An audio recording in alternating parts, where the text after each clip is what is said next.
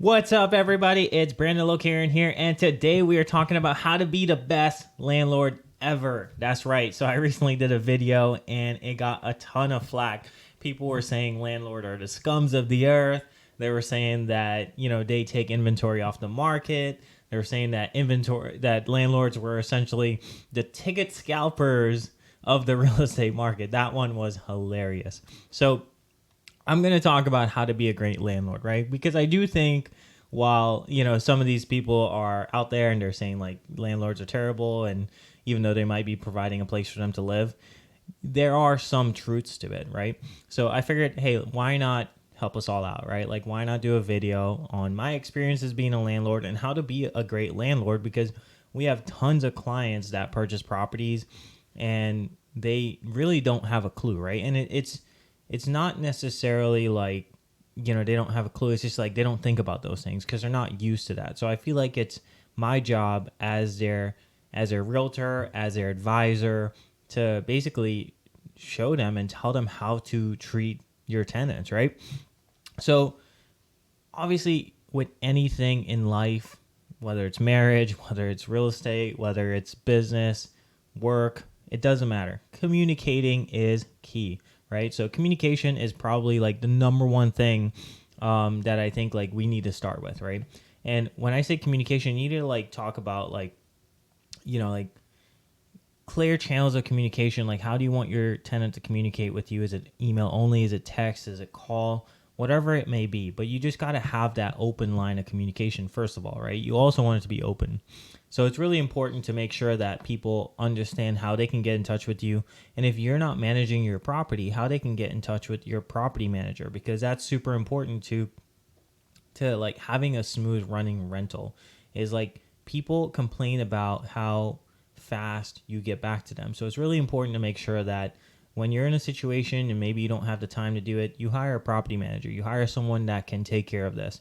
And a lot of times I will say is it's probably better to hire a property manager, because then it also adds a layer of, like separation between you and that tenant.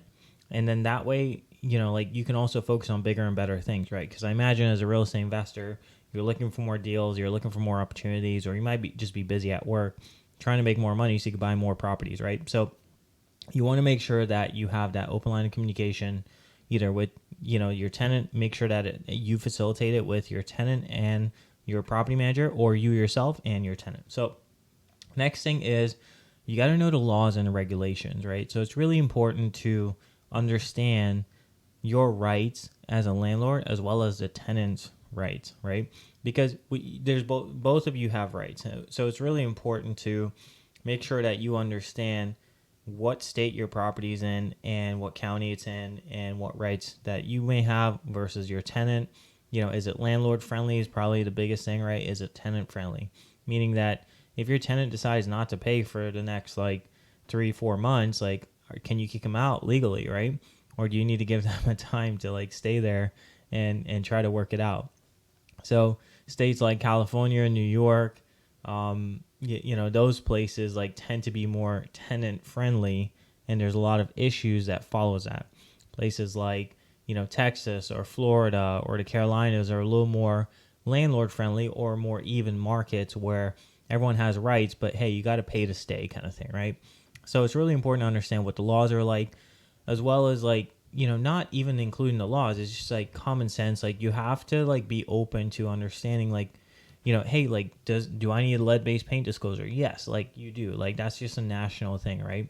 So you have to do research as being a landlord. And if you don't know, then, talk to us or talk to a property manager that will understand what you have to do, right? Because different states have different requirements, right? Certain states might require you to have a rental license. Some states just, they don't care. Like Virginia, for instance, you don't need a rental license, and DC you do, right? Maryland you do. So, those are all things that you need to be aware of and understand like the logistics behind doing those things, as well as your tenants, right, and their responsibilities, right? Next thing is prompt maintenance and repairs, right? So let's say your tenant calls you and the microwave is not working. Like, how fast you respond is so important to how they see you, right? And I'm saying how you respond, right? You or your property manager. But it's really important to make sure that you have quick response, because they want to know that you care about them and you care about the property. And here's the thing: if someone's letting you know something's wrong with the property right away, then you should want to fix it right away as well, right? Because you don't want to have them lose faith in you, and you also don't want to. You kind of want to reward good behavior, right? So if they told you that something's wrong with the property, at a minimum, acknowledge it and say, hey, I will get a handyman out there tomorrow, or I will get a handyman out there this weekend. But at least acknowledge it and know that you got their message, because it all goes back to that communication, right? Number one, right? Always communicate well, so then they understand like when the handyman's going to be there. Or maybe you ask them, can I give the handyman your number so you can coordinate with them, since like you need to be there, blah, blah, blah. So make sure that you have those like things, ironed out, but make sure that you also respond rather quickly. Next thing is fair and consistent policies, right? So if someone is late and you don't charge them 1 month, but like 2 months down the road they're late again and you decide to charge them, like they might have an issue with that, right? Even though it's their fault technically that they're late, then you want to make sure that you have more consistent policies. So if you're always going to charge them a late fee, always charge them a late fee. If you're not going to charge them a late fee, then don't charge them a late fee. But you teach people how to treat you. So ultimately, you have to have like fair and consistent policies in place, right? So in your leases, do you put in a fee of how to, like, if you need a repair, there's a deductible. Do you exercise that, right? Like, do you use that? Is there a late fee? Is there any sort of other thing, like how much months notice or how many days notice do you need before they move out? How much notice do you have to give them in order to see the property before the lease term comes up? So those are all things you want to ask, and you want to make sure that you iron out in the beginning, in your lease terms and your lease documents and everything. The other thing is privacy and boundaries. You want to make sure that your tenant they have a right to live there, and they have rights, like no matter what state. You can't just barge in on them, right? So don't just go show up to the property and say, hey, I'm ready to see, I need to see it real quick, right? If you have, it goes back to like those like procedures, right? And those consistencies, right? Do you inspect the property every quarterly, right? Does your tenant know that you're coming by every single quarter to see the property? And then do you schedule that a day or two in advance? But you cannot just expect them to open a door and let you into, I know it's your property, but it's still their space and they have rights, but you cannot expect them to just let you in randomly, because it's their space. They need to feel safe. They need to feel like, hey, this is my space. Like this is, I'm allowed to this, right? So make sure that you have boundaries with them and they have boundaries with you, and it's fair, right? And it goes back to number one again, like having a very like open-minded communication and a very direct communication method. Next thing is be proactive with the property upkeep. So if the grass is on you to be mowed, like make sure you mow it every 2 weeks in the summertime. If you are supposed to be responsible for shoveling snow every time it snows, make sure that you shovel that snow, right? Or you have your handyman or whoever is going to be shoveling the snow. But make sure that you do these things. If the roof is leaking, make sure you fix that right away. If the deck needs a repair, like go ahead and fix those, because those are all things that are going to just protect your investment. And I want you guys to see this as whatever you do in the property, because you don't let the issue get worse and worse every single day, you're protecting your investment. And that's super important, especially if the tenant is letting you know that, hey, something is wrong here. Can you please fix it? So those are all important things to like keep in mind as like you're going through the property. Like if the siding is leaking, you don't want a window that's leaking and then you don't take care of it.